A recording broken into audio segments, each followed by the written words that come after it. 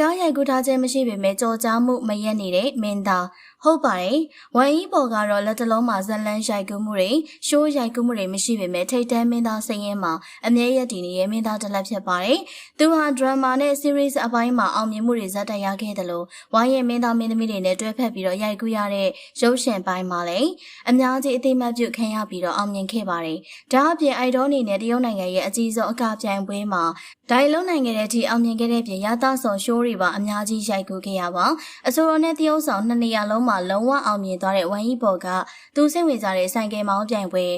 ကားမောင်းပြိုင်ပွဲတွေနဲ့စကိတ်စီးပြိုင်ပွဲတွေမှာပါပြိုင်ပွဲဝင်တယောက်အနေနဲ့ပါဝင်ခဲ့ပါသေးတယ် professional တွေနဲ့အပြိုင်အနိုင်ယူနိုင်ခဲ့တယ်လို့လက်တလုံးမှာတော့တောင်တက်အားကစားကိုစိတ်ဝင်စားစူးစမ်းလှုပ်ဆောင်နေရလို့သိရပါတယ်ဝမ်ယီဘော်ဟာ series နဲ့ drama တွေရိုက်ကူးထားခြင်းမရှိတဲ့အချိန်မှာတောင်လာတိုင်းဒီပါထိတ်တန်းမင်းသားစင်းရင်မှာပါဝင်နေပြီးတရုတ်နိုင်ငံရဲ့မင်းသားတွေထဲမှာထိတ်တန်း brand တော်တော်များများနဲ့လက်တွဲနေရသူဖြစ်ပါတယ် Asia Celebrity ကြီးရောဝမ်ယီဘော်ရဲ့ပရိသတ်လေးတွေရှိလားဆိုတာပြောသွားခဲ့ကြပါအောင်ရှင်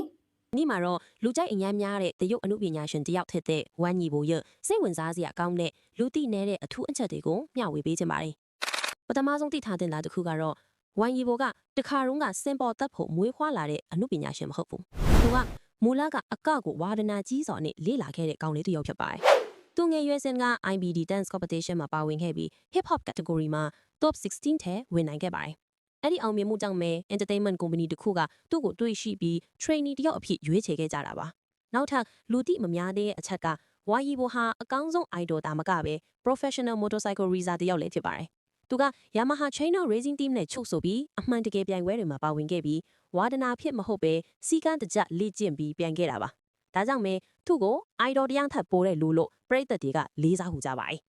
ပြီးတော့နောက်ထပ်စိတ်ဝင်စားဖို့ကောင်းတာကဝါယီဘိုဟာစကားတွေမများပဲအမြဲတမ်းလုပ်ရတဲ့တက်တေပြသူတယောက်ပါအင်တာဗျူးတွေမှာလဲသူကအရန်တိစိတ်သက်ပြီးကိုတက်တာကိုချစ်တာကိုပဲအာယုံစိုက်တဲ့သူပါလောက်တာနေထီရောက်မှုပို့ဆိုတဲ့စိတ်သက်ကိုစားပြုတဲ့သူလည်းဖြစ်ပါတယ်သူ့ရဲ့ဘဝလမ်းကြောင်းက pop idol ကနေ serious actor professional racer ကနေ global star ဆိုပြီးပြောင်းလဲတိုးတက်လာတာဟာလူငယ်တွေအတွက်အထူးသင်ခန်းစာတစ်ခုပါအတူချုံပြောရမယ်ဆိုရင်ဝမ်ယီဘိုဟာအိမ်မက်ကိုတိတ်တိတ်နဲ့လိုက်နာတတ်တဲ့သူကိုချစ်တဲ့အရာကိုအလွန်အများအလေးထားတတ်တဲ့သူစကားထက်လောက်ရက်ကိုဦးစားပေးတဲ့သူဖြစ်ပါတယ်။ဒါကြောင့်ပဲသူ့ကိုပရိသတ်တွေကမင်းသားတယောက်တာမကစိတ်သက်ခွန်အားပေးနိုင်တဲ့လူအဖြစ်ပါလေးစားကြတာဖြစ်ပါတယ်။ကဲဒီလိုမျိုးဝမ်ယီဘိုရဲ့အကြောင်းတွေကိုသိကျင်တဲ့ BXG BYGX ကနေ MTGG ပေါက်စီးလေးတွေ follow လုပ်ဖို့မမေ့နဲ့နော်။သိကျင်တာလေးတွေရှိရင်လည်း comment မှာမှန်ခဲ့နော်။